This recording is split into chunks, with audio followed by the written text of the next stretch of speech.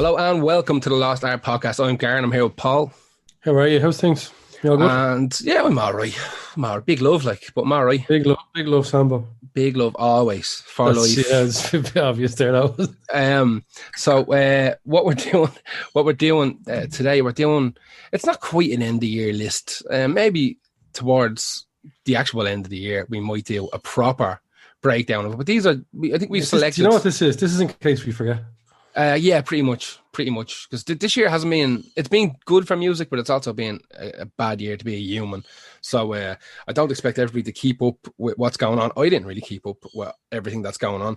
So what we done is we picked a couple of tracks or even albums that came out this year that we enjoyed. They're not necessarily the best thing that came out this year. I would have been annoying myself to try and pick the best. So I just made a short list, and I didn't think about it. Yeah, what we got? Five tracks. Five each. Yeah. If I started thinking about it, my head would be melted. Like I'd be like, oh, but what about that? So I just went bingo off the top of my head. Yeah, 100%. Way to do it.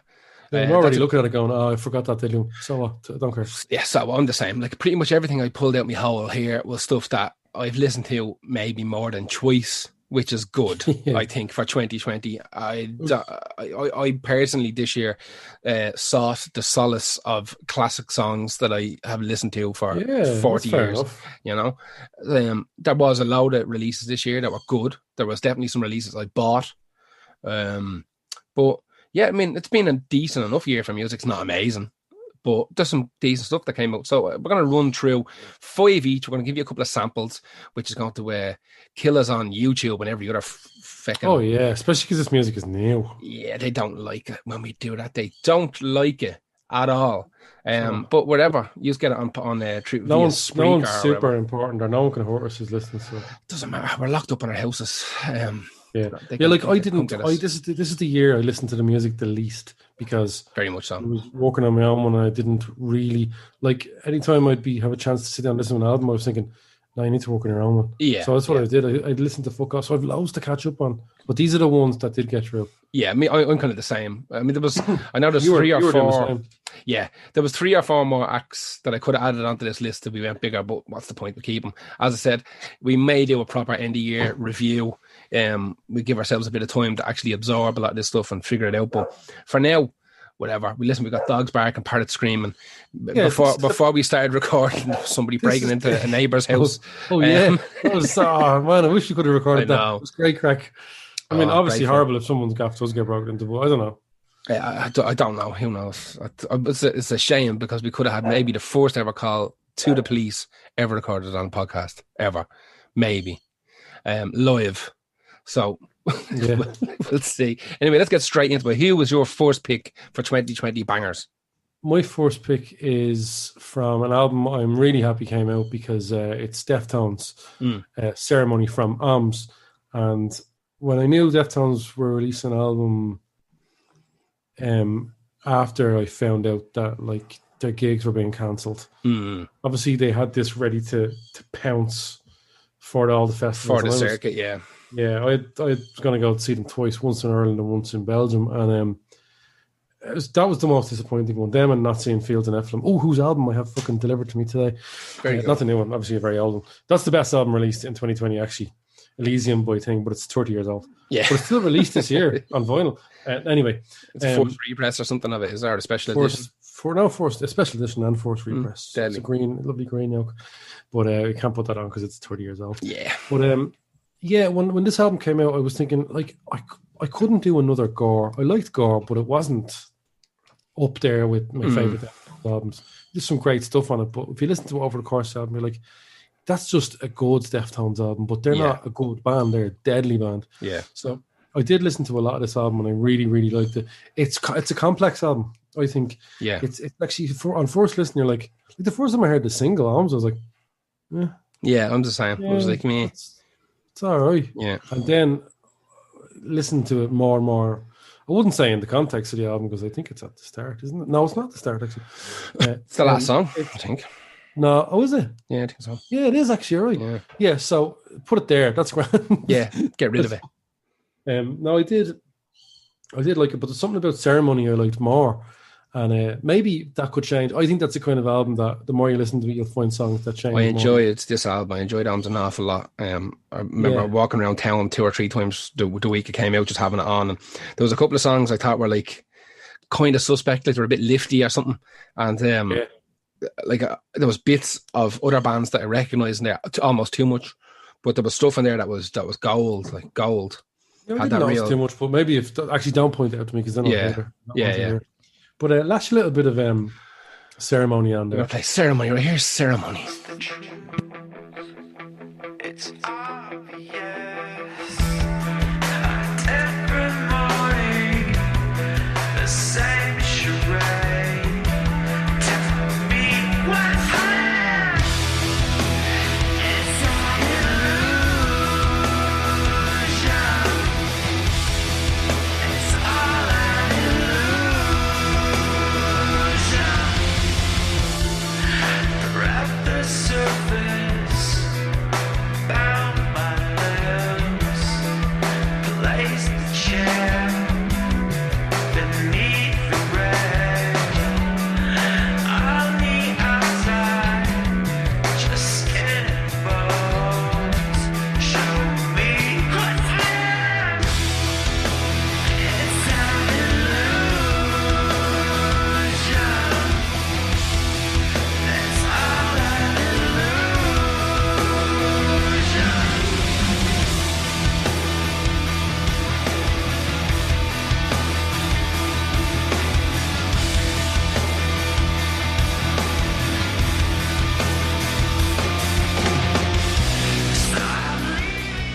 Ceremony by Deftones. I was about to say, don't pull down that lever. Looking at that's I like it a lot. It does remind now that you mention it, this does remind me of something. Actually, a little bit of Beatles. There's a couple. There's one song that's more Beatlesy, and there's I'm not saying that it's pure lift. They're probably common enough melodies, but like just and a couple of times there's like the vocals hit a particular thing with the instrumentation. They go like, that's a bit close. That's a bit close for me. I am. All in all, though, that album was one of the musical highlights of the year. Enjoyed it very much so. I have to say, like we've already mentioned, we didn't do our best listening this year. No, we were, for whatever reason, man. It should have been the year we listened to most, but it just wasn't. Yeah, like we buried ourselves into music ourselves, and like I said, I'm the same as Gar. I just took solace in fucking listening to the music that made me happy and didn't stress too much about. But we, like I said, we did this is a good playlist, and this is really what this episode is about, the playlist. Yeah, it was a gack year for just generally being alive, and it doesn't lend itself to kind of throwing music on your headphones on the way to work or whatever, or sitting around the home listening to music. It was to new things, especially. Yeah, it's just a stressful year in general, so it's nice to... That was my first one anyway, and I don't have much more to say about the album. But just, we're flying through these. I don't want to be getting into the history of Deftones. No point. So, we'll fly through these. Yeah, who's your first song of the year? My first, and it came out early in the year as well. It came out January 17th. It's Eminem. The song Godzilla with Juice WRLD. Going to say that, yeah, it's great. The whole album is super. But that's him back to his best, I think. Big time. Like he had just a bunch of producers. There was many producers on this. God, I think there might have been 16 producers on top of Eminem and Dr. Dre. So apparently Dre oversaw the entire thing with Eminem, but has more of a hand in like the last half of the album. But there's like 16 other people involved in making this album. So that's a good sign, because Eminem has always suffered when he tries to do it himself. His beat management is not good. No. And because he's kind of stressing over the music and the things, his rapping's not great. So his last 2 albums have been very much a return to form for him. This one in particular, Kamikaze before this was great. Like there was it sounded like a hip hop album. There was scratching on it. There was all sorts going on, and it was great. But this is definitely a return to that big kind of poppy Eminem sound. He's not quite pop. He's not gangster rap. I don't know what he is. He's just Eminem. But this is most certainly just went pure pop for a while, and it was awful. Yeah, it's not awful stuff. This is one of the singles. This is the second single alongside Darkness, which is not a good song. I don't know why they released that as a single. Doesn't make any sense. Single? Yeah, it's not good. Didn't like that. Not good at all. It's about This that, album is though. You chop a bit off this album, and it's Yeah. an absolute banger. But Yeah. I guess Darkness is the first single, and it's about the shooting in Las Vegas at the country music thing or something like that. Was it Las Vegas? I think it was. I don't know. And the video was from the shooter's perspective and all. He's an old man now, and he's trying to hang with the kids. He can't do that. He should be the guy that all the kids want to come after. You know what I mean? Like, let's slag Eminem, and he comes back and kills them. yeah. And Well, he that just- was what was happening for a while. Yeah, wasn't it definitely was for a while, but he should be like the god of rap, as he calls himself. You know what I mean? Like, I saw a meme today actually that said Eminem came so hard at Machine Gun Kelly that he changed genres. yeah, exactly. And Eminem didn't even come after him the second time. Like, he just done one. Yeah, that's the best way to do it. Come back if you're going to come back, but if dragging it on is like something like Piers Morgan would do. Yeah. Just stay with steam now. Stop. And a couple of people went after Eminem in the same year, and he didn't. Some of them he didn't even bother. He didn't even bother getting back to them. He was like, whatever. He was in the middle of his own shit, releasing good music, and as well as that, he's not putting little saps on the map. Exactly. But that's one of the things that he said, I think, in one of his rhymes. Like, the minute I mention your name, like, you sell 100,000 new records, and I'm not doing that for you. You know, so this song is with Juice WRLD, who unfortunately died. This entire album is dedicated to Juice WRLD. Juice is on the chorus to this song.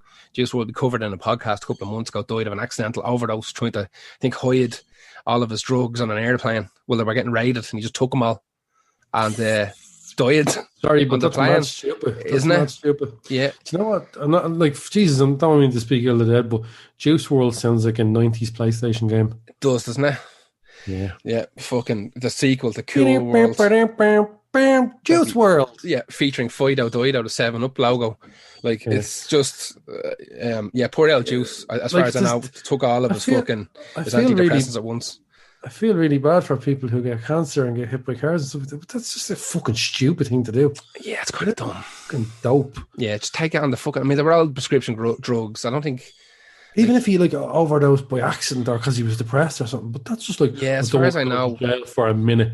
I should have double checked that, but I'm almost certain it was on a private plane or a bus or something like that, and the cops were getting on, and he just fucking downed all of fucking Xanax bars and whatever he could find to not get caught. And well, like I said, if that's not the case, then I take it back. That's how I roll nowadays. yeah, I'm pretty sure that's how it happened. But I'm going to play a bit of this song because I want to actually talk about it a little bit more. You're a monster. I can swallow a bottle of alcohol in her. Feel like Godzilla. Better hit the deck like the car dealer. My whole squad's in here walking around the party. A cross between a zombie apocalypse and Bobby the Rain Heenan, which is probably the same reason I wrestle with mania shades in this bitch. I'm posse up. Consider it to cost me a costly mistake if they sleeping on me. The hoes better get insomnia. ADHD hydroxy cut. Pass the Kavasi. In AA with an AK melee, finna set it like a play date, better vacate, retreat like a vacay Mayday.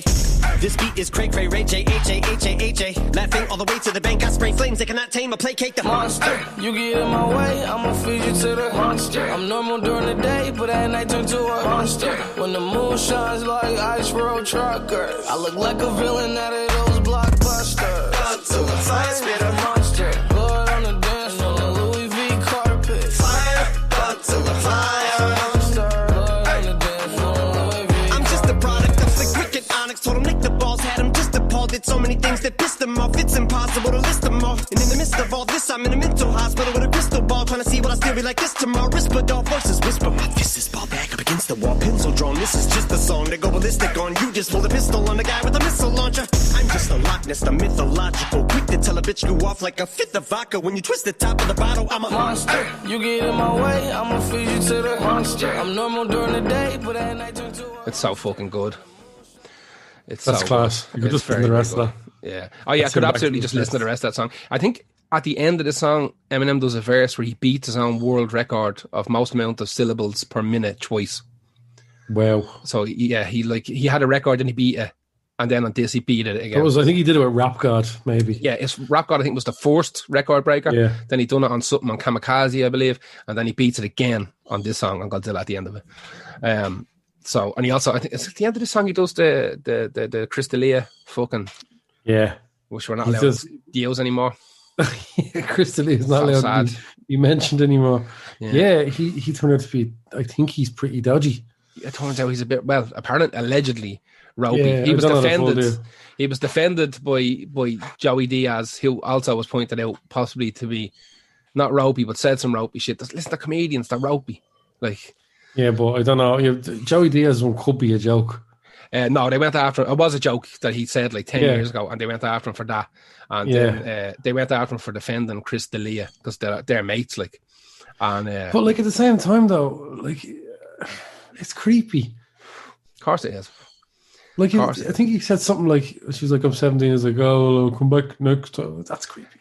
Yeah, listen, mad ropey. Again, allegedly, I don't know the whole fucking thing. I'm gonna step back from the whole thing. And go, I don't. Like if you look at him, you think he would do that. Though. Sorry, but maybe. At the same time, man, look at some of the other fucking comedians. Like Chris D'Elia is a decent looking man. You know, I'm not saying that fucking excuses him from any of his actions, but he I don't looks think like he'd have trouble he finding looks like someone a for the drug email. addict from every early 2000s film. Oh yeah, 100%. Like when you kick down the door of the crack den, there's a Chris D'Elia Oh in the my corner. God. Yeah, exactly. Yeah, getting His, upside down by Batman in a lane. his impression of drunk girls is incredible. However, it seems that his treatment of drunk girls is not. Yeah, as he's good. also not very funny. As a comedian, he's not great. Yeah, He was never super. Look, if he did all that shit, fucking die. Yeah, do a big fuck off. So Eminem with Juice WRLD off the album Music to Be Murdered By, January 17th. As with Kamikaze, there was no announcement that the album was going to come out. It was just going to come out. Yeah, Apparently this week, or we're recording this now for next week. So in theory, between us recording this and this going out, the rumor is that there's another album dropping. This Friday for us, last Friday for the people listening. There's a rumor that there's another one being dropped. I don't like the rumors. I just like when it comes up and it's deadly. Yeah, exactly. That's hopefully that's the case. Yeah, 2 in a row for Eminem. Yeah, so that's 2 in a row after a bad run of records for Eminem. Like, Oh, like we're talking 4 or 5. I think it was yeah, something mad real like that, bad. like. So that's 2 solid ones. So fingers crossed that if he does drop a third one before the end of the year for free, then goddamn, because I haven't bought Kamikaze or this on vinyl yet, and they're absolutely on my not? list. No, I thought you would have. no, I actually haven't, because the record shops closed so quick in March. I really haven't been in any record shops. I was in one once, and I could order it online, but I like going in and just picking it up because I hate buying one record. It's a rule of mine that I won't buy one record. I have to buy 2, at least 2. I hate going home with one record. I feel like a sap. Yeah, I can see what you. I hate having one record. Yeah, because you come back and go, "There's my one record." Yeah, what am I going to do? Great. There's half an hour. One record. Exactly. It's bullshit. And there's something about, if you're going to be dropping, you're going to drop, say, $29.99 or 30 quid on a record, you're going to find something old that you want that's like 20 quid. Yeah. Just make it 50 quid. Just spend the 50 quid and get 2 LPs out of it. You know what I mean? And you go home then, what you get? Records, as opposed to a record, like a sad cunt.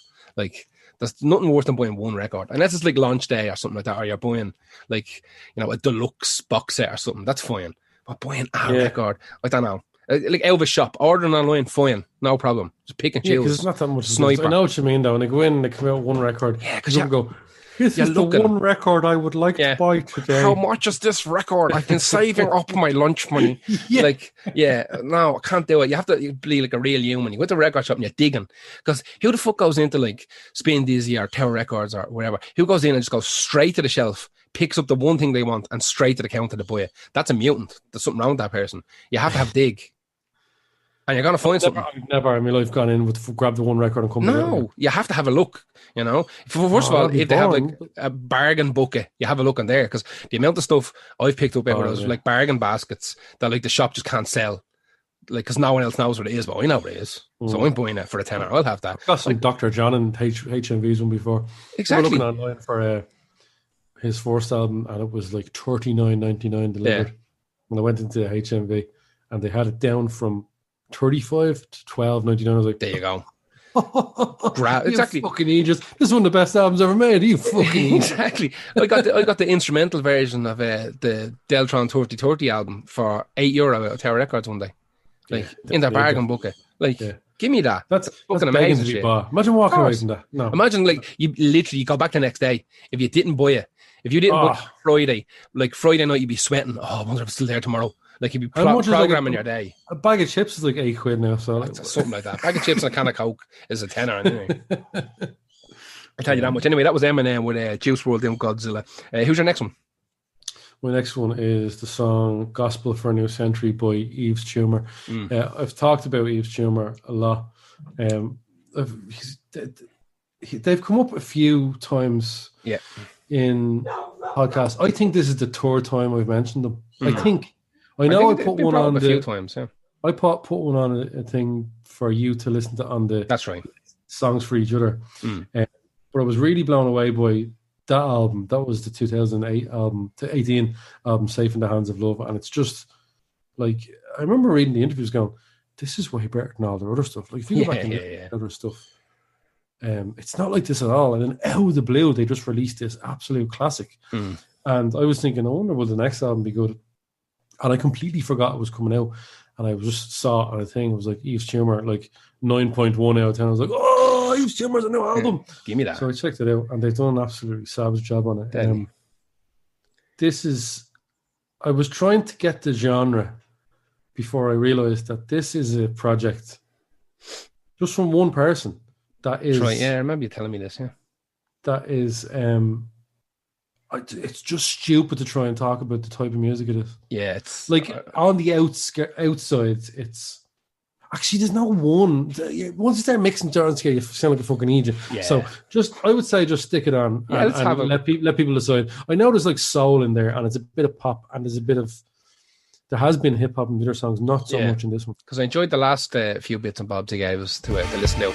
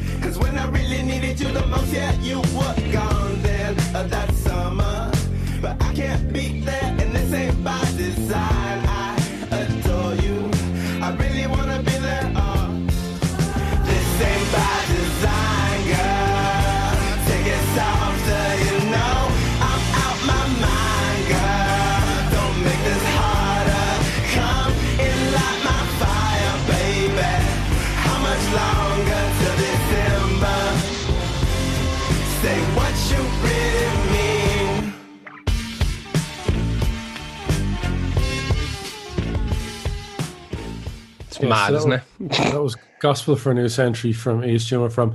That's the 2020 album, Heaven to a Tortured Mind. It's great. It's really good. It reminds me of, it could be like, if you're into Tyler, the Creator, and Kid Cudi, but also like fucking Beastie Boys. Honestly, yeah, like, to me, it sounds like what would happen if Prince made an album with a hip hop producer. Yeah, possibly. Yeah, he has. There's a bit of touch of Prince to it, which is good. They're based in Italy now, but they're from Florida and are heavily influenced by Throbbing Gristle. I didn't expect that to be the name to pop out, but I remember they were talking about their upbringing, like, and it was in Florida. They were just like, "Yeah, I won't be living here." Yeah, it's not for me. Absolutely not. Yeah, the outfits. Check if you type in Yves Tumor. Watch how many outfits and looks they've gone through. We're talking like Grace Jones one day, like fucking tricky the next. It's brilliant. And the music is just fantastic. I just love anytime they come out with a new album now, even though it's only the last two. But the first one, I remember seeing it on a review of it, and I was like, that's a mad looking album cover. Yeah. It looked like a sort of tall gremlin or something. I don't know what it was. But look, I'm glad to have Yves Tumor on the list. Anyway, I'll always promote their stuff when it's this good. Who's your next one? My next one is Viagra Boys with Swedish, are they? Swedish? Yeah, they're from Stockholm, yeah. By saying they're from Stockholm, Sweden, that is exactly half of the information I have to give you about Viagra Boys today. I only know that song Sports, which is a brilliant song. Sports is good. the first album is fantastic. This came out. They're supposed to have an album this year. I don't know if it's going to come out. It might get pushed back. They released a couple of singles and some little mini EPs and stuff like that this year. But they released a single with this song, a song called Creatures and Ain't Nice. I think that's like meant to be a double A-side. But Viagra Boys they're mad weird, man. I don't know how to pigeonhole them because each song is very different. It's almost like Talking Heads meets Blondie meets Turbo Negro or something. But they look sometimes like what's that stupid South African band? Oh, that you love. Diantwood. Yeah, Diantwood. There's something about when I looked at the picture of them, I was like, maybe it's one video I saw that reminded me of that. They look a bit like drug dealers in the 80s sometimes. Yeah, so that look, but except their music is good. I'm like, Diantwood. Yeah, it's all very kind of bass driven, post punky kind of stuff, you know. Yeah, but cool. Like post punk now in the kind of this late 2000s, whatever the fuck it is we're living in. How would you even say this? Well, first of all, you can't really say post punk anymore. It's so weird. That has a time. Like, do you know what I mean? Like, how post is it? Yeah, exactly. Is it post to the power of 5? Punk? So let that go because it's in the style of that. But if you move it on so much that it doesn't sound like post punk anymore, then it's post punk. Exactly. So. Like everything in theory is post punk. Like so, post punk is too cool of a name to let go, though. It is People real cool. Let it go. They won't let it go. It is really cool. So yeah, this came out this year at some stage. I couldn't even find what date this came out on. To be honest with you, I couldn't even find it online. And the actual date. I just know it came out this year. We need to know the date. I know, it's disgraceful. So formed in Stockholm 2015. It's the same lineup since the get-go. I'm going to play a bit of them here now because I fuck all else to talk about. I'm not going to lie to you.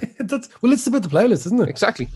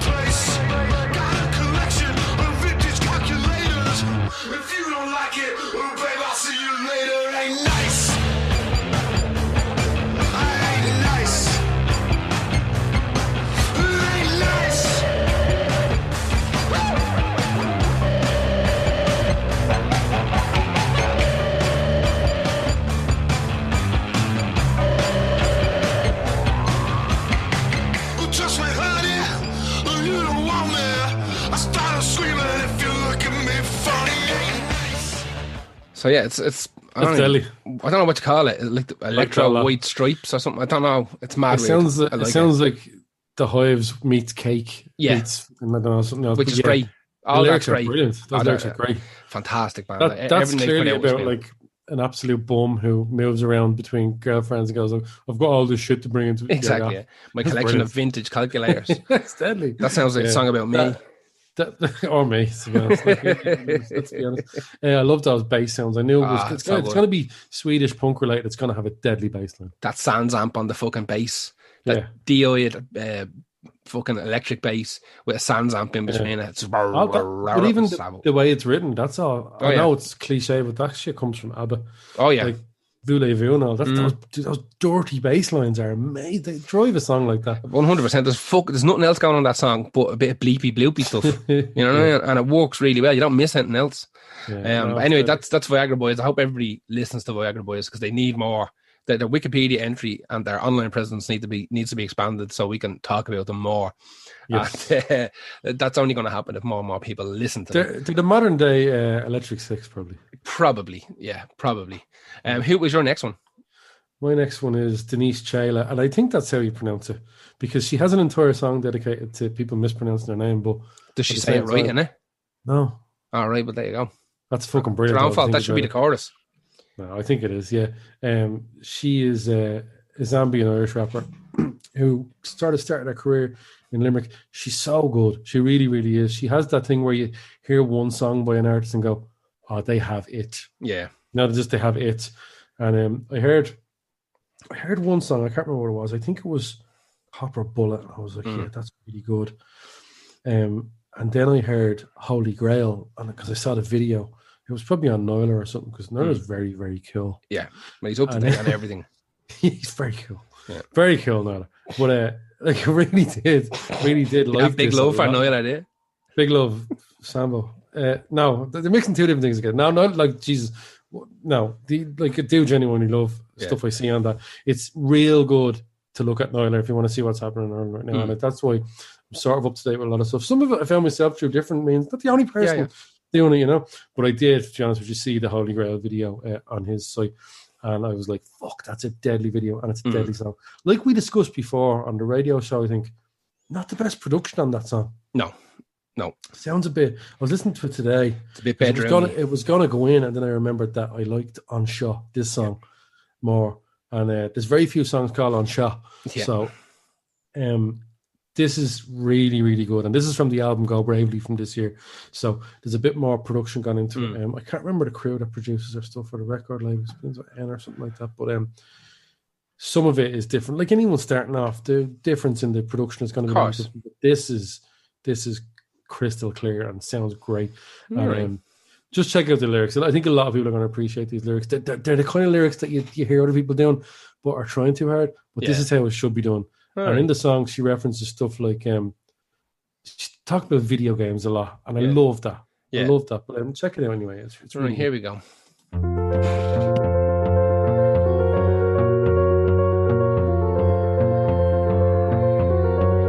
If you're looking for your black James Bond on Shaw, Spicebox Taxi by the Centra on Shaw, Sailor Moon remixed by Fela. Say moi, I'm not a queen, I'm a pharaoh Shaw. Your black James Bond on Shaw, Spicebox Taxi by the Centra on Shaw, Sailor Moon remixed by Fela. Say moi, I am not a queen, I'm a pharaoh. Call CNN, NBC, Sky News, someone call the BBC. Everything's feeling CCTV, but don't watch, I'll give you something to see. Keep your gurus, I am not afraid of your juju. Can't touch my Shaka Zulu. My little brother could slew you with 2 good minutes and a little Google search. Realize that I'm woke, but I'll take a nice nap. Don't sleep on me, but I bite back. Run as Xanax, I don't lack in good advice. Even my vices can't hold me back. I've done all the side quests, all the sound checks. Vision is high res, racking up mileage. Everything I said, I still stand by. I don't know, I don't stand by. Check myself, I've gotta get my mind right. Can't be looking like dial up, I'm Wi-Fi. Won't stay courtside, won't beg a cosign. Pen is a gold mine, I am not inclined to stop now that I've started. Backtrack, sidestep, or half-hearted. Couldn't predict this if your natal charted. Can't navigate my stars and no one can bar it. I'm your black James Bond on Shaw. Spicebox Taxi by the Centra on Shaw. Sailor Moon remixed by Fela. Say moi, I am not a queen, I'm a pharaoh Shaw. Your black James Bond on Shaw. Spicebox Taxi by the Centra on Shaw. Sailor Moon remixed by Fela. Say moi, I am not a queen, I'm a pharaoh Shaw. Very cool.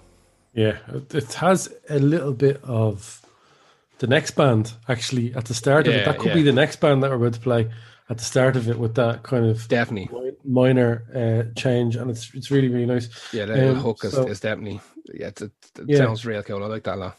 So this year was the year she really started to blow up because Irish rap is becoming a really, really big thing. It's a big deal now. If I'm being honest with you, I like some of it. Yeah. Some of it I just find I'm not really into it, and I don't know what it is about it, but it's a lot of people singing about the exact same things. Yeah. Yep. And it's some of it is politically charged, which is obviously definitely not a problem for me. I like listening to it if it's worded well and not just forced in. Yeah. And then there's too much of that big love shit. Yeah, there's a lot of fucking just loving our mates. Big love your mates. Yeah. Love your mates. I don't know what I do without my mates. Like I was in a hole. I didn't know what to deal with. And one of my mates came and we just mates. Me and my mates. Big mates. Love for my big mates and love for my small mates. But as long as the love is big, that's grand and all. I just don't feel anything from that. Maybe I'm too old and cynical, but I don't know. When someone's mentioned talking about spars and spice boxes, but not in a fucking versatilely, fucking cheesy Irish rap kind of way. Yeah. I don't know. I believe everything that comes out of her mouth. I really do. I think she's great. Yeah, I think it comes across as definitely a kind of from the heart thing. Anyway, that sounds great. I'm into that. She's going to be huge. Absolutely huge. Outside of Ireland, I really, really feel it. Fingers crossed. This is from the Go Bravely thing. She was on the Late Late Show a while ago, and she was great on that. And she played the National Concert Hall. She's really blown. Deadly. That is, yeah, okay. You wanna go on to your Deadly. Next one is, as you said, not a million miles away, is Run the Jewels from RTJ4. Yeah, just the feeling of that last song. Yeah. So it could have LP coming in at any Definitely. minute. Definitely. So I picked Goonies versus E.T., which is not the best song on the album, but it's a good sum up of the album, I think. Because we talked about it before. The first Run the Jewels album is alright. The second one's fucking amazing. Third one's alright. And this one's amazing. So they definitely have second album syndrome. Yes. And like Ice-T. No, Yeah, Ice Cube. Ice-T? Yeah, Ice-T. both of them, to be honest with you. To be Yeah, brutally this honest is their second best album. Ice-T with Body Count most certainly Yeah. was every second album, or the first and third and so on. But yeah, there's a lot going on in this album. It feels different from the first, second, and third because they're exploring a couple of different avenues. Now, this album came out. It was the 3rd of June. It was supposed to come out on the 5th of June, but they released it a couple of days earlier because of the police brutality protests that were going on. And as with all Run the Jewels albums, they're releasing for free on their website. So on release day, you can go there and just download it, and you can give them a few quid if you want, or you don't have to. And then if you really like it, you just go out and you buy a physical copy of it. That's the way it works. Yeah. They're not cheap physical copies, but they are not. I paid extra this time around because I actually liked this one. So I went out and I bought the Super Deluxe version, which is like 4 LPs. I think the album split over 2 and the instrumental split over 2, and they're like on gold record, and it's just a great little package for like 49 quid or something. It was cheap for what it was. I've done that before. I did it with Christine and the Queen's album when she released her double LP, like as in 2 sides, and then the full French version in another separate thing. And that wasn't it. It was like 30 quid. Actually, she nearly made it onto this list today, but because we have only got 5 songs each. Yeah, exactly. Sometimes you do have to just put, if it's an album you really like, go for it. Because I'd buy the good version. That could be out of press in the 2 years. No, certainly. Like all these special editions and all, they're all limited.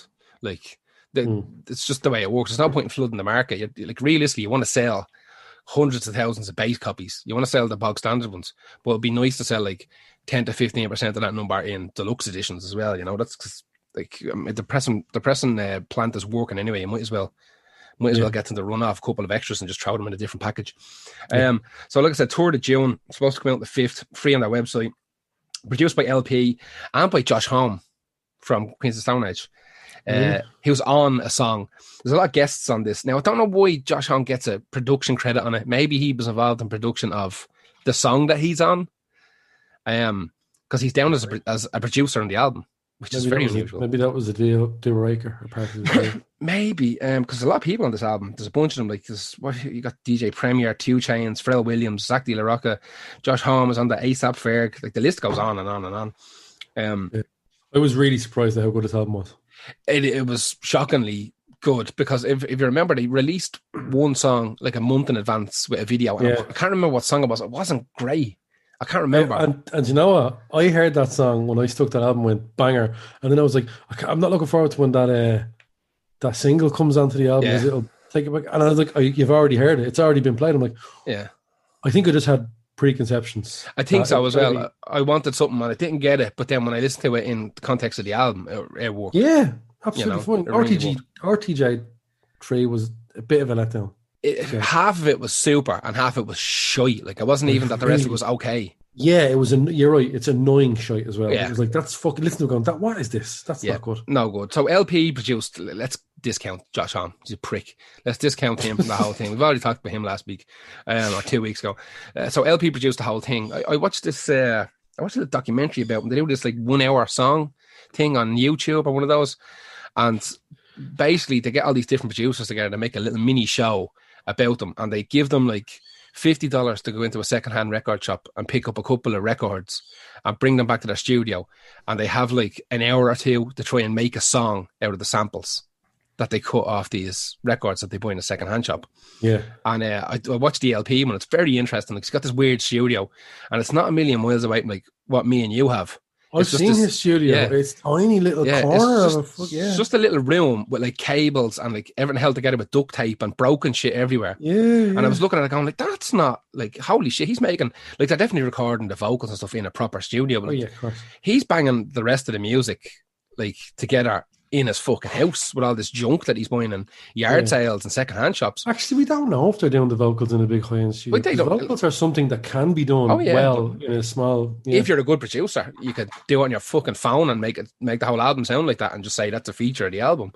You know, there's ways of doing this. But I watched this documentary. Danzig, someone should tell him. Said they just hiring lads who work in the Guitar Centre around the corner. Yeah. Brutal. But yeah, watching LP doing this is very interesting. He literally, what he does is... he had a couple of records underneath. He'd never heard them. He just grabbed a few, put them under his arm, went into a shop. He bought a box of smokes and a can of beer.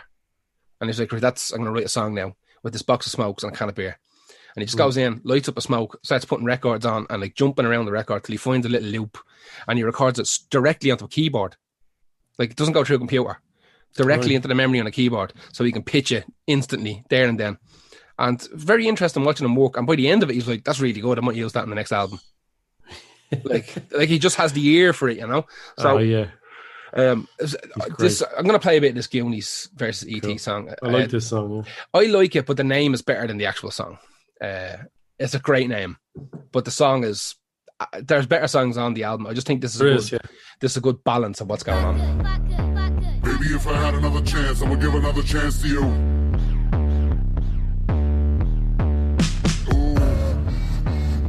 If I make another wish, I'll wish for a wish for you. For you. Hey. 1, 2. E-Gag, you heard of these lads, the myth, how we made a grip, never rode dick. Truly the Cadillac, I had to contract L's on a quick. Dick 'em up, slick, talking no tricks. It's the funniest shit. Finally the money up and print on the kid and the planet hit skids. Living in a valley of flames like I win. Skyline of blaze and a Bob Ross pick. You don't want to acknowledge I'm wrong, give a shit, never nine. You can talk to me fun when I'm gone. Bad news bearing along with big claws, trying to hold a whole lives in his paws and applause. Swear to goddamn the whole city I make a romance hard. We got scars for hearts. Shit for eyes, baby, living in a one chance lot, so I stick to the art. Oh my god, I'm ultra mag. Cash it back, running through dead zone, hope it don't crash. Hit a song, motherfucker, bring it up fast. Be alone, I'ma hold what I can and then dash. Fuck y'all got another planet on stash. Far from the fact that the flames of our trash. That is not still, it is ash. And you gotta know the past, gotta rap. If love I'm gone mad, but I promise. Baby, if I had another chance, I would give another chance to you.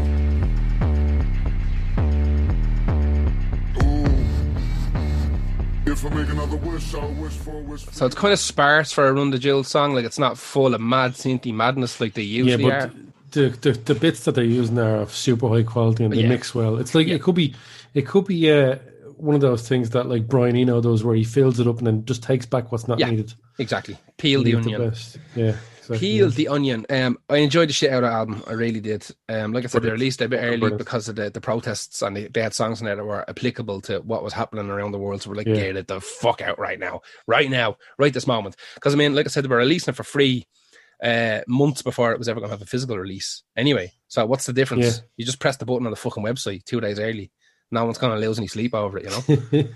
So it's all good. Anyway, that was Run the Jewels with Goonies versus ET off RTJ4. I was glad that they didn't say RTJ as much as they 6 did million on the third times per song. At the third one, every song they say RTJ at least 10 times per song, and it was RTJ. It was torture. It's torture, like because you know, especially when the song wasn't good, you're like, lads, you're really ramming home that your name is on this and it's not good. Yeah. It's obviously in case it gets used in an ad or a TV show or a which movie, every song that they ever did was released. They're in everything now. Yeah, exactly. Every television show, there'll be a sneaky... It could be a Victorian fucking serial killer show, and there'll be a fucking Run the Jewels song in there somewhere. So they have to squeeze in RTJ somewhere. And it's always Killer Mike. It's always Killer Mike. I think he just uses it as a space killer. I think you can hear LP saying it quite a bit on the Really? Yeah.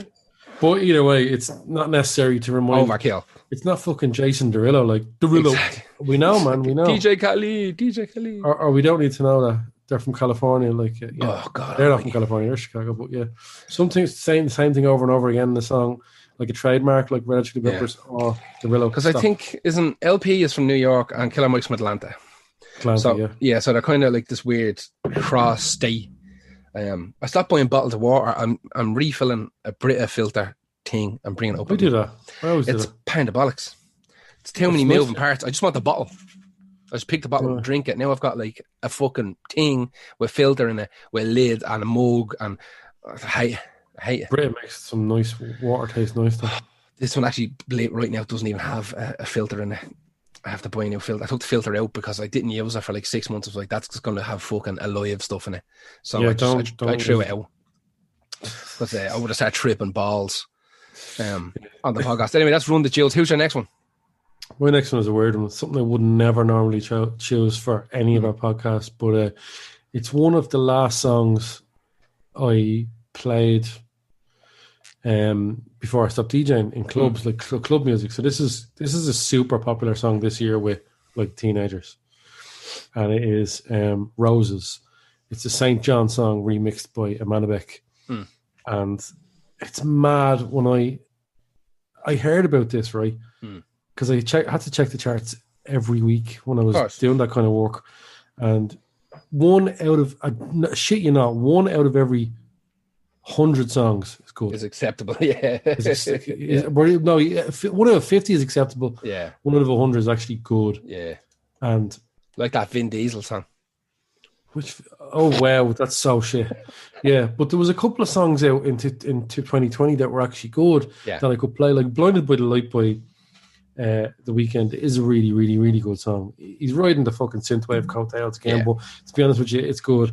And there was a Medusa track, "Piece of Your Heart," which was really good. But I remember, sometimes what I would do is, and you probably did the same, just play the song blind. All the time.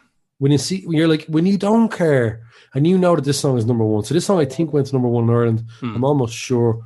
And I remember coming in one time and I hadn't done any of my fucking check up what's the and I just looked at the BPM. Yeah, fuck it. Bang, played it. Yeah, fire and forget. God, I went, holy shit, that's fucking deadly. Like, it's deadly. So it's a remix. I'd love to know what the original one was. So I went back to listen to the original one. Ugh. Really? So St. John is this American Ghanaian rapper. Yeah. And it's okay. Like, he's very good at that kind of style. I would never, ever listen to this. So that's really spelling of his name bothers the life out of me. Yeah, I mean, you have to do that. I had to do that. Yeah, but like it's like St. John and it's SAIN, all capital, and then lowercase t, and then capital JHN. Yeah. Well, like I didn't pick this song for him at all. Yeah. At all. And his song. You're that fella. Yeah, we'll play the remix for us, because if you play it the other way around, this sounds like a shitty remix. Yeah. But, this is done by. No, we'll play the song first. This is a remix of a hip hop song. Okay. But when I went back to listen to the hip hop song, I was actually like blown away by how good this remix was of a song that wasn't very good. Okay, so you want to play the remix first? Yeah. Right, let me hit it here.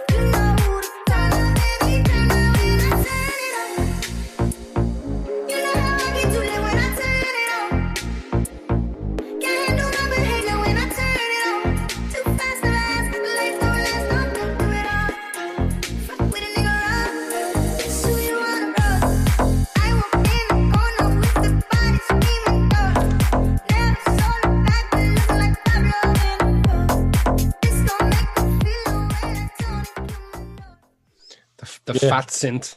So fat. Now, if you go down to his regular one, right? Now look at the difference in the plays. Yeah, it's substantial. Right, now, fair play to him. 78 million versus, though, however, I didn't 1 billion. Yeah, there's a big difference there. There's a billion plays on this remix. Yeah. Is that a billion? Am I reading that right, or is that a million? Yeah, it's 9 zeros. Like fucking a Jesus. billion. That's how big this song is. And his he had version to share it with a man sickener. Yeah, but here's the deal. I'll get into it afterwards, right? Listen to this original version, right? Just the original one here. It's 78, yeah? Right, let's just play this. So you can hear it sort of in the same key. Yeah. Rose, I walked in the corner with the body screaming daughter. No interest. No, knock it off. Knock it off. Don't care. Yeah, it's just do not care. There's loads of that I do like. Look back to that real quick. The fucking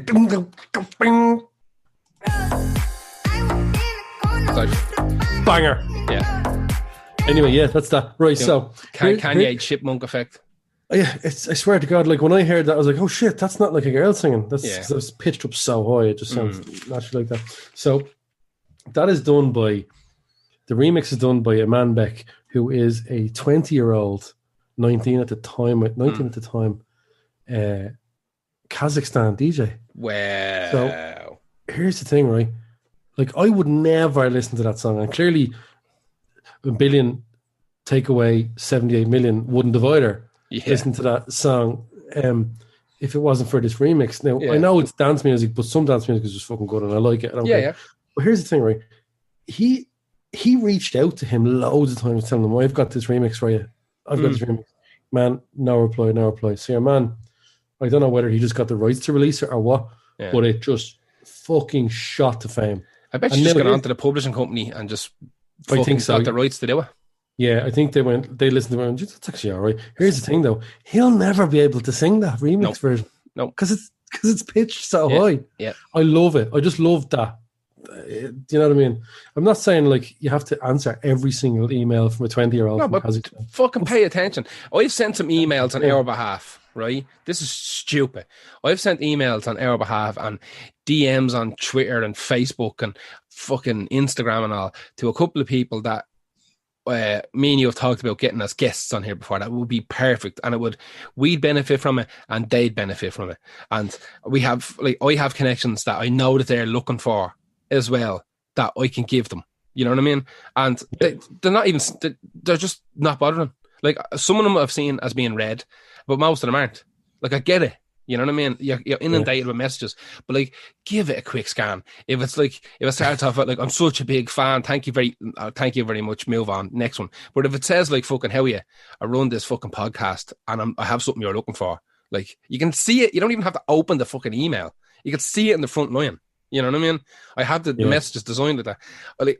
I get it, but like we're dealing with like Irish people here. It's not like and some Irish websites go, oh, if it's an Irish release in the title, it will be fast tracked in for definite consideration. Just saying, and it's not. And it's not. But luckily, we have some people on site that helped us out a little bit. The stuff we released, it simply was good. You know what I mean? But we are old.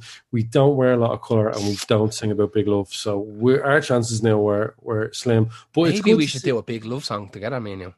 Yeah, a big. Oh man, no! Don't. I'm going to say we should do it. No. I'm going to. I was about to just. You don't want to get bitter, but you just like, fuck, man. It's too late, man. It's not just my friends that liked our stuff or your stuff.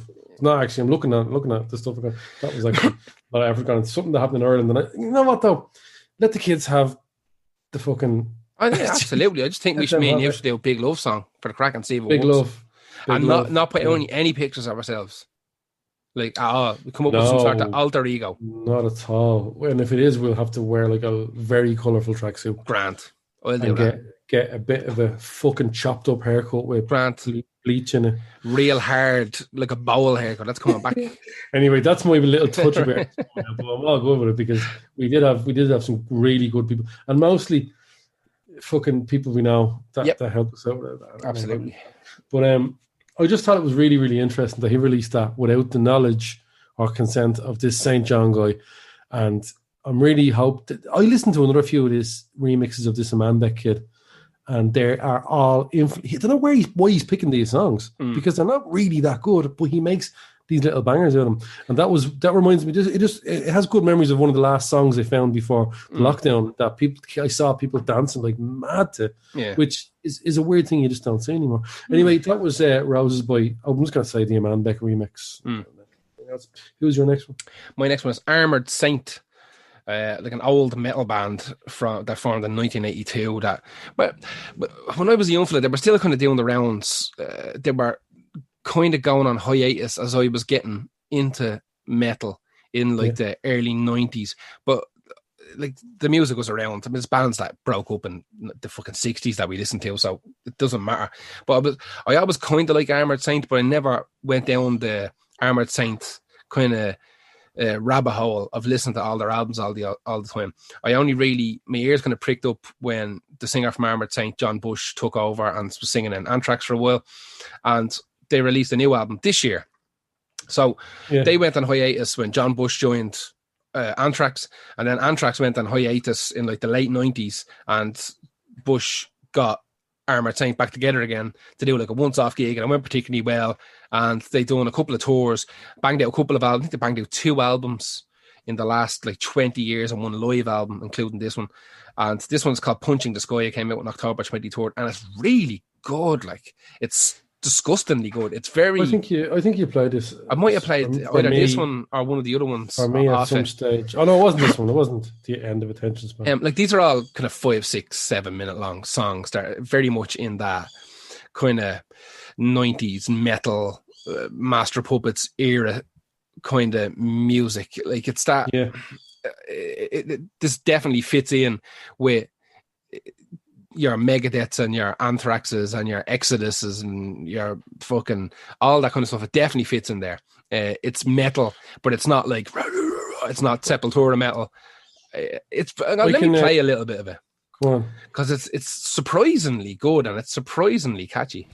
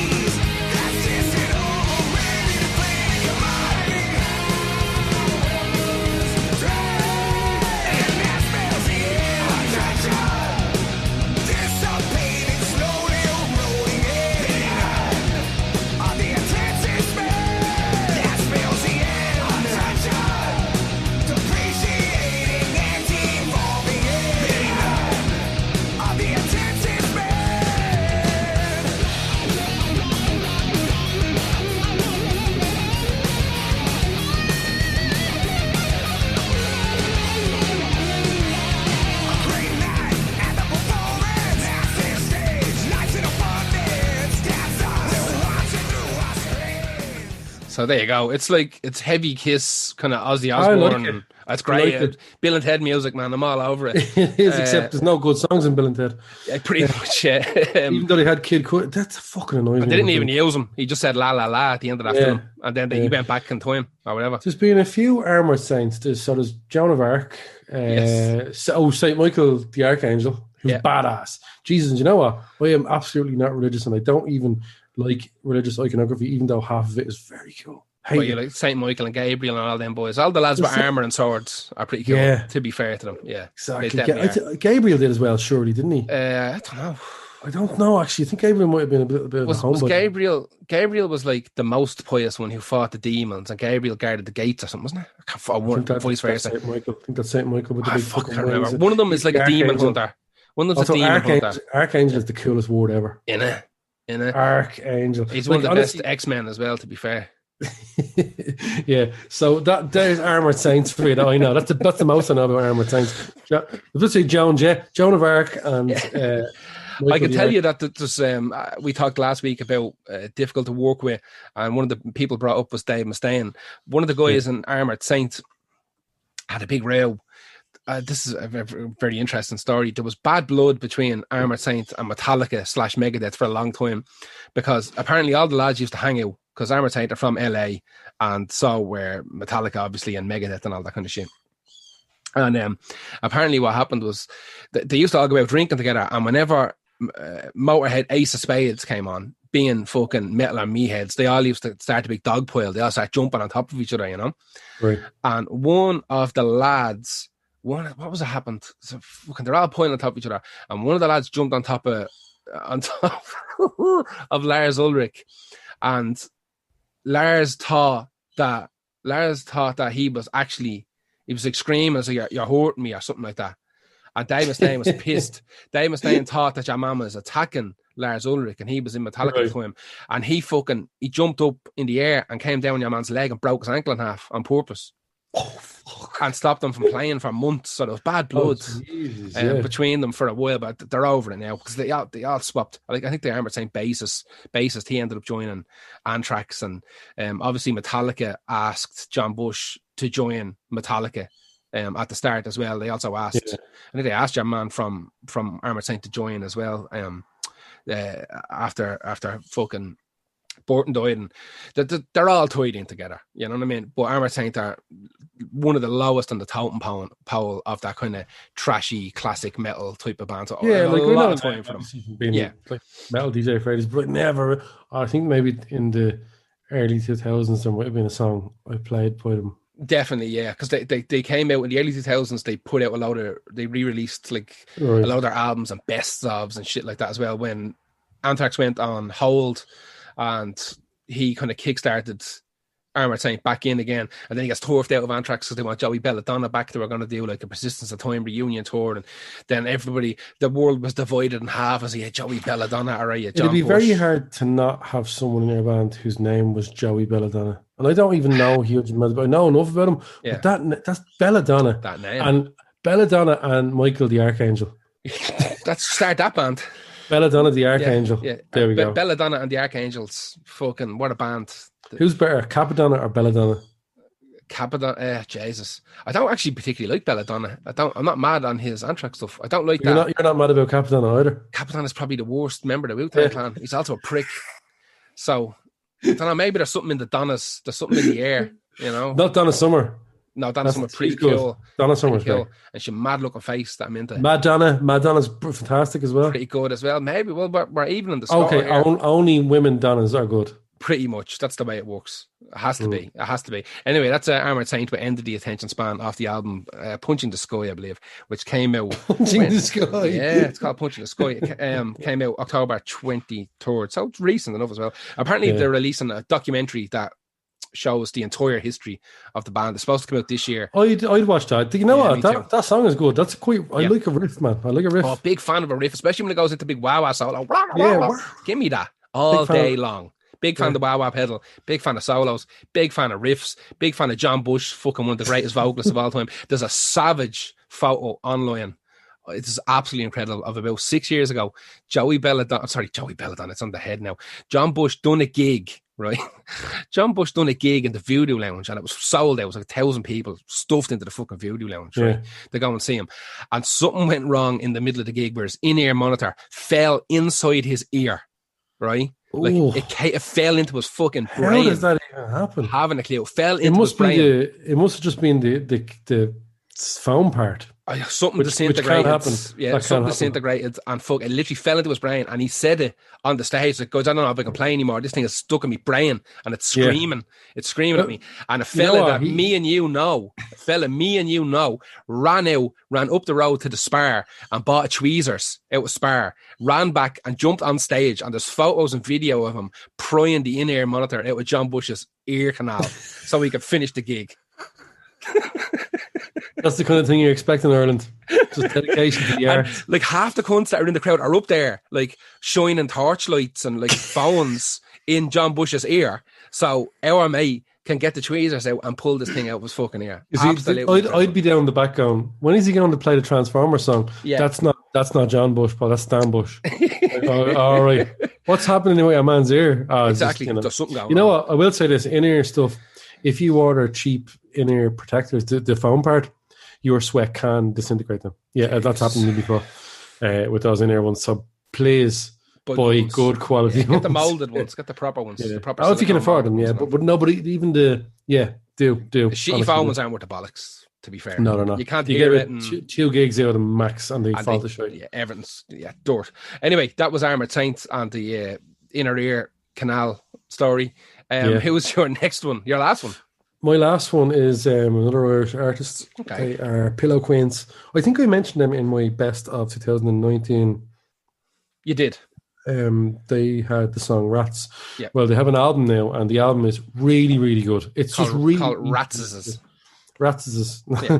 It's called In Waiting, and the whole thing is look from start to finish. Like I said, did it like they did. Like start to finish, really, really good. It even finishes with a song called Donna Mead. Now, I don't think there's many songs called Donna Mead, except maybe a song maybe from whenever Donna Mead was invented. I lived in Donna Mead for a year. It's a barren place. It's a special place. There's a right. If you're going into Donna Mead, that shopping centre is terrifying. Yeah, it's absolutely horrific. They used to have that shopping centre. Used to have an entire wall dedicated to nuts, just like peanuts, walnuts. It was mad weird because it's not a big one. And they just like in the Tesco, they just had this big because it's not a big Tesco, but a big section of that Tesco was dedicated to just nuts. It was mad weird. There must have been someone just buying nuts all the time. They're like, go where the money is, make a wall. I was in it a few times. My mate lived out there. We used to go play Halo all the time. He listens to this actually. So there was a wrestling shop in there as well, I believe. There was wrestling figures and toys. Yeah. Mad Kip. I know Donna Mead. Sorry, like I loads of my mates from Donna Mead, but they'll admit it's a mad Kip. And maybe the song. I didn't listen to the last song actually.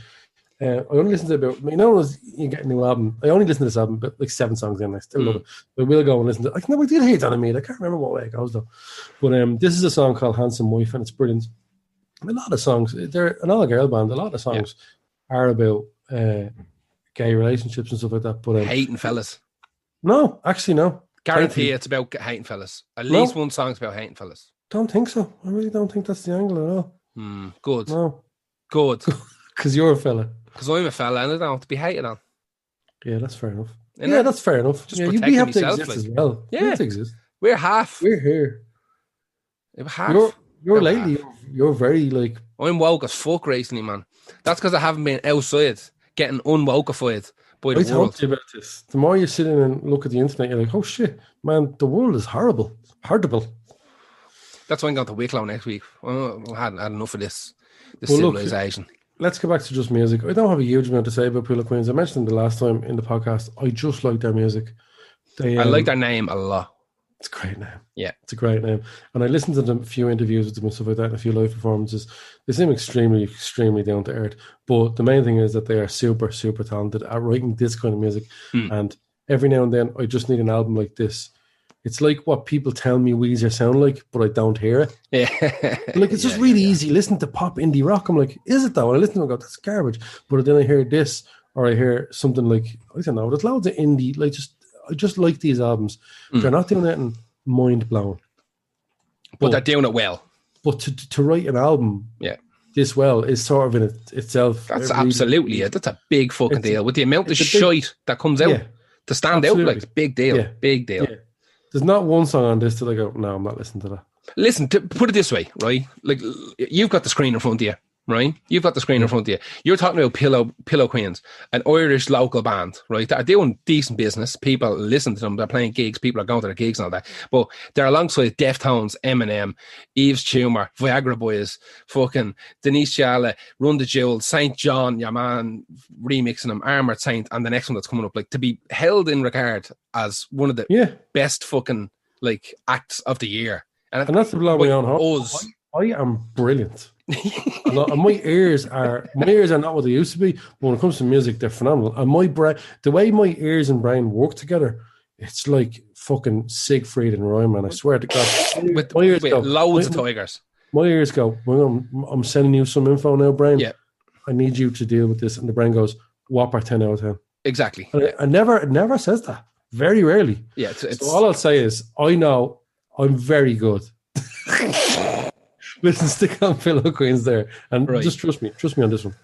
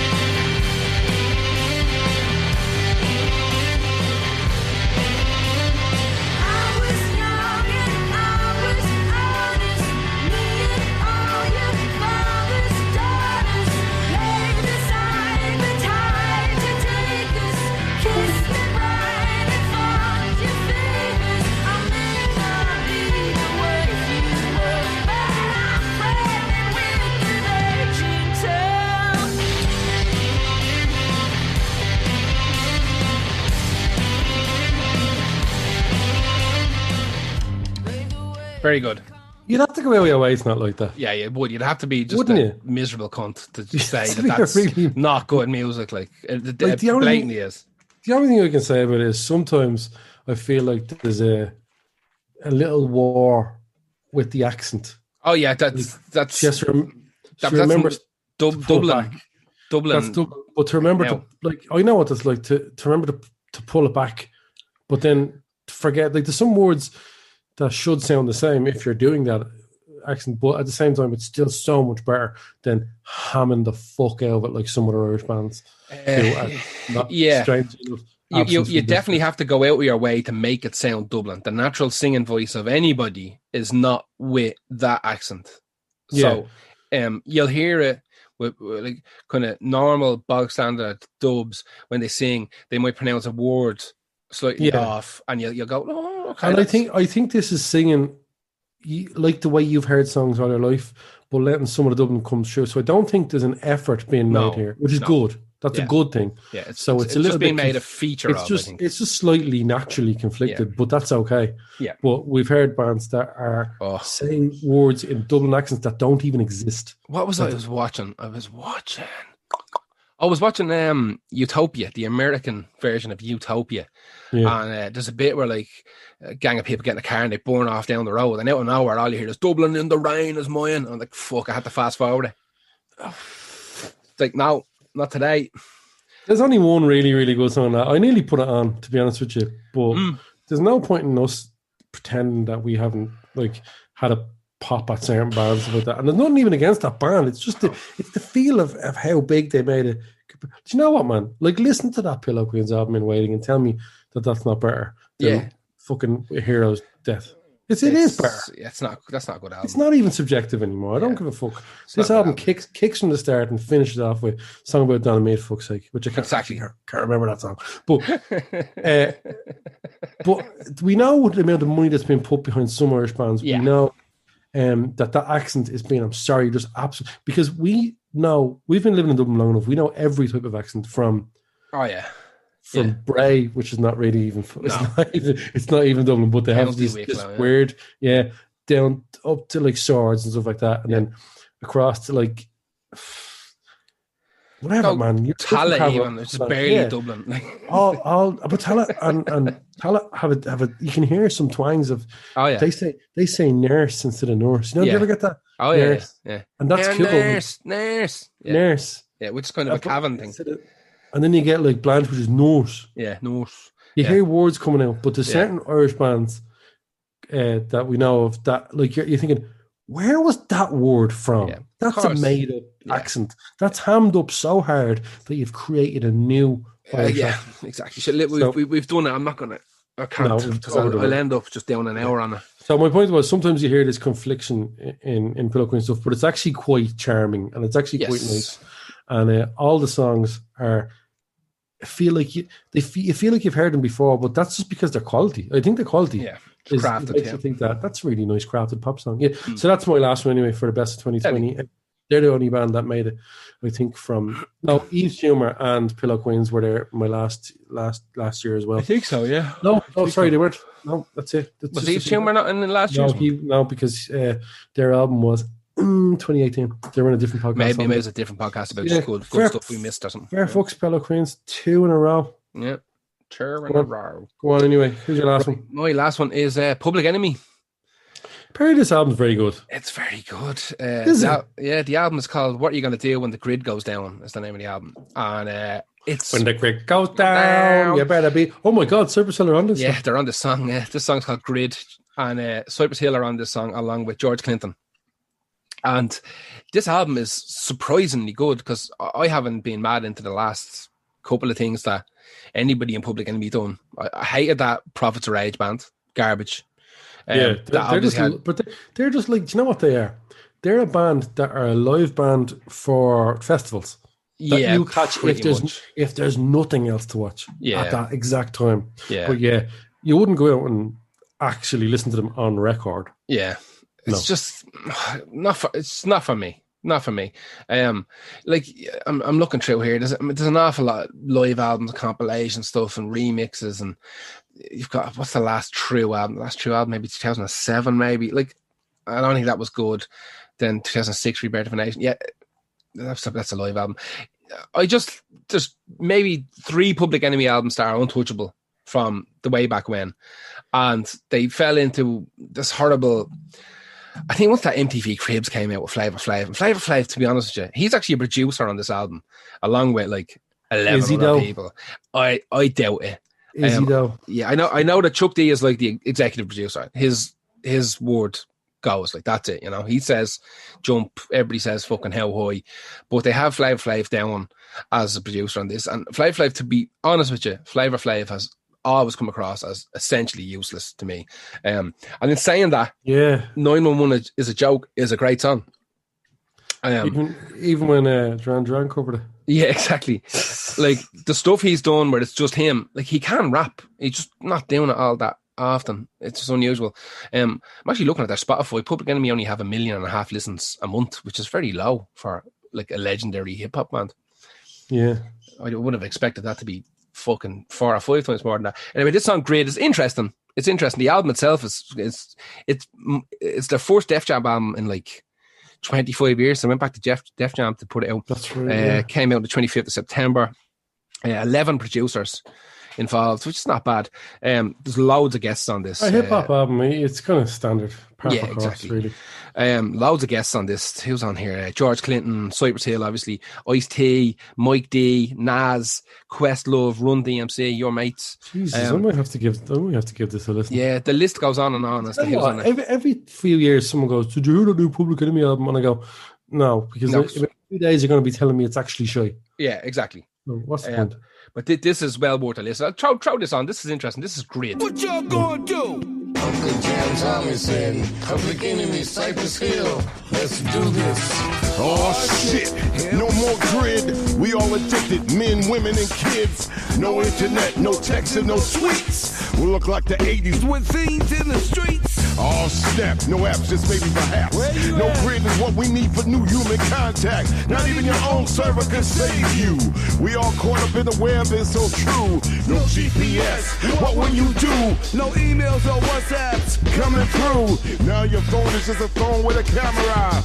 No algorithms to manage us. All your posts on IG lost in the cloud with all your information. Listen real close to what I'm saying. Folks might have to pick up a book, pick up a pen. Hey, back to basics again. Digital mental health clinics worse than a pandemic. More police brutality, but no post on who filmed it. Oh shit, the grid is gone. Universal mind blown. Come on. What you gonna do when the grid goes down? What you gonna do when the grid goes down? What you gonna do when the grid goes down? The grid goes down. The grid goes down. What you gonna do when the grid goes down? What you gonna do when the grid goes down? What you gonna do when the grid goes down? What you gonna do when the grid goes down? What y'all gonna do? Be real about it. Communication breakdown is a takedown. Are you awake now? Consumed by a fake clown. World Wide Web, keep the spiders fed. Looking at my feed, trolls everywhere, but knowledge supersedes. At your fingertips, clicking all the keys to the locks. Pandora's box, open up. Now you're on the clock. I have to turn that down because I have trouble listening to Be Real in 2020. I love Cypress Hill and the first maybe 4 or 5 albums. I'm a big fan. Does sound old there? He's just I can't. Yeah, I just can't. They all sound fucking old. They're giving out about phones, of course. It's just a lot of cantankerous outlets. That boy's bassline is insanely good. Yeah, it's a great song. The album is very, very good. It's definitely much the same as Eminem's kind of a return to kind of stand-up music for them. I mean, you've got done a redo of Fight the Power that had everybody in it, which is like mid first lockdown. If you remember, that was a big deal. They redone Fight the Power. They must have got fucking 30 different rappers to just record their verses, their own verses on their phones and record them doing it, and they just mashed it together into a video and released it online. It's fucking great. I think it was a tiny bit faster. Production was a little bit better. Actually, even fucking Flavor Flav sounds like he's reasonable. I think he's up to something on that. Like, because I think he's clean now as well. So, and that's I had to do that. I had to do Public Enemy radio for a while because he wasn't allowed to leave America because he has a load of charges on him. So he can't get visas for anywhere outside of America. So they won't call a Public Enemy without him. Yeah, so they call the Public Enemy radio. But then I think, if I remember correctly, I could be wrong. When this album came out, they sacked Flavor Flav. I don't think he's in Public Enemy anymore. Right, because I'm not being a cunt, right? He just, like you said, I don't really like him, to be honest. Doesn't seem to be a pleasant person. No, and I don't think he's talented or pleasant. So I know that he was there at the start and he's a huge part of it. But yeah, I mean, I don't care. It's Flavor Flav. He's also Snoop Dogg's cousin. Oh my God, how many cousins of Snoop Dogg? He is related to everybody. Bootsy, everybody. Yeah. Sasha Banks. The list is endless. Like, you could absolutely do the fucking, was it 7 Degrees of Kevin Bacon with Snoop Dogg and hit the Pope. Really cool. Like, no problem. His family were fucking, like, that's all they were doing, all over America, just shooting loads. Anyone that walked by, fucking have a Snoop Dogg fucking relative. Like, that's what was happening. Anyway, folks, that's it. That's 2020 bangers. Again, not the most exclusive list in the world, but it's a solid list. Yeah, I think it's an unexpected list for us. But you know what? I think both of us went with our first choices in our heads, and that's probably not the a bad best idea. way of doing it. Yeah, it is. Yeah. So, how was your 2020 musically? Mine was all right as well. Did all right. You did all right. I will say this though. Probably shouldn't say this. Actually, should though. I'm going to. When both of us released stuff, right, there were certain people who didn't even sniff at it. Oh no! People who both of us were surprised by. Oh yeah, like in our lives, who we did stuff for them, like a lot for them. And I wouldn't mind, but me and you posted our stuff 2 or 3. It's not missed. It wasn't missed unless we were hidden by all accounts. By every social media platform in the world. Yeah, so that's fine as well. But it's just noticeable that me and you never really do anything big ever. Yeah, but we do share out a lot of shit constantly. It was noticeable to me. It was actually noticeable with so many people I hadn't talked to in ages coming on going, holy shit, man, that's fucking dead. I'm like, holy crap. Like, remember you? I think I broke Facebook's algorithm on my own profile. Yeah. To break through there was notable people. This sounds really childish, but it's not. I think everyone feels the same about this during the lockdown. There's people, forget about music for a minute, but then it's just something that happened in your life. Like a big thing, you got a fucking job, or you got married, you had a baby or something. There's people just out there going, don't care. Yeah, again, kind of fair to a certain degree. The way I look at it is that it is. Aside from this podcast, me and you have been doing stuff in the Irish music scene for 20 bleeding years, right? Yeah. And we know an awful lot of people that are doing well now or done well in the past or whatever. And we put out music for the sake of keeping ourselves entertained and absolutely whatever. And plenty of people that we've been sharing stuff for, or maybe sent messages to, or shared out on multiple platforms, or hit a fucking like on YouTube, hit a like on Spotify, add to a list on fucking on Lost Art or whatever the fuck it is, and you get nothing. You get nothing back. Not a thing. Like, and this is a big life event for both of us. I'm not being a weird conflict. Me and you don't have kids. We don't have jobs that we're in now, and we don't do big, huge things. So we do the one thing. I just happen to notice that. And honestly, it's not a, well, fuck them. It's just a, wow, that's mad. It makes you think that I'm like, am I a fucking idiot for like on these fuckers' profiles all the time and sharing out their stuff? Am I a fucking idiot? You know what? It's their loss.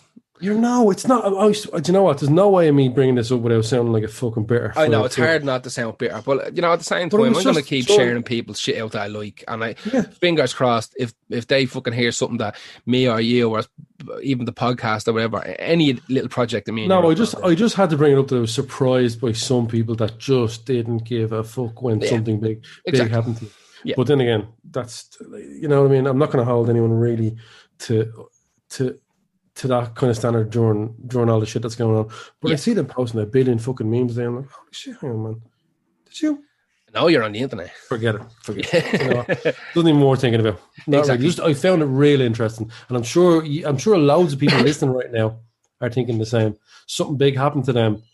And loads of people who they thought they supported all the time just didn't even didn't give a bollocks. Yeah. So just take them, pretend it's nothing about music, pretend it's even your own thing. Yeah. There's a lot of my mates got jobs during this. Like they had to. We know so many people in the music industry that had to change careers. They got new jobs and they posted up, and no matter what it was, there was people giving them super support, going fucking fair play to you. The news comes just going nothing. Yeah, not a peep out yet. Anyway, fuck them. Fuck them / have a good life. Big love. Big love. He would have shared our video if he looked. Big love to everybody. Right, that's it, folks. We're back next week with a podcast. Back in where we got here with a live show. We figured all this out. Things are changing for the two of us. You're doing a bit of work. Yeah, I got a job. Like I said, that's I haven't announced this to them. That's not what I'm talking about. Yeah, no, exactly. That's not it. You haven't even said that. Yeah, you're doing a bit of work. It's mad hours, so it's all over the gap. Exactly. So we're trying to figure this out. But we'll keep throwing something at you. If you like supporting us, you can go to patreon.com/Lost Art Podcast. That's a subscription-based model. That's €5 a month. Get you access to loads of cool videos and exclusive podcasts and all sorts of malarkey. If that's not your bag, you don't want to pay something every month, you want to just throw a few quid at us, you got ko-fi.com/Lost Art Podcast. The links are there in the podcast feed, or they're there on our Facebook page, facebook.com/Lost Art Podcast, or they're on lostartpodcast.com. I only remembered about the fact that we even have a website because I had to pay them yesterday. Even though it's connected to everything, it has all our links on it. I forgot all about it. I always forget about it. And by the way, thanks to the people who are on Patreon and also are the first to share.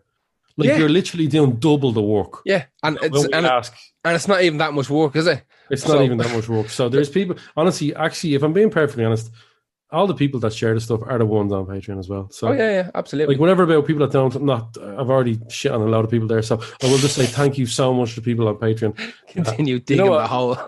Maybe we will just move on to Patreon just for those cool fuckers. Honestly, there's people that tune in to the radio show every Saturday on Patreon and share. Like what the fuck? That's a triple fucking super helping. And I know some of them are paying for Ko-Fi as well. And I absolutely love that you do that. This is a big we know exactly who you are as well. So it's not just going, I don't know or care who it is. So we really appreciate it. So thank you. Yes, are all due a wank once the pubs are back open. Big wank. Big wank. Right, Big back love. next week. Big love for Big Wank. We'll be back next week with another show. I don't know what we're talking about. Something cool. Probably another end of the year wrap up thing or something. That's what you're gonna get out of us for it's Christmas, lads. You're gonna get real quick ones, but you know the quick ones are generally more fun in any way. Quickies are good, yeah. Yeah, exactly. I love a bit. It's all I'm capable of these days. Right, I'm gone. Go on. Thanks very much, folks. See you next week.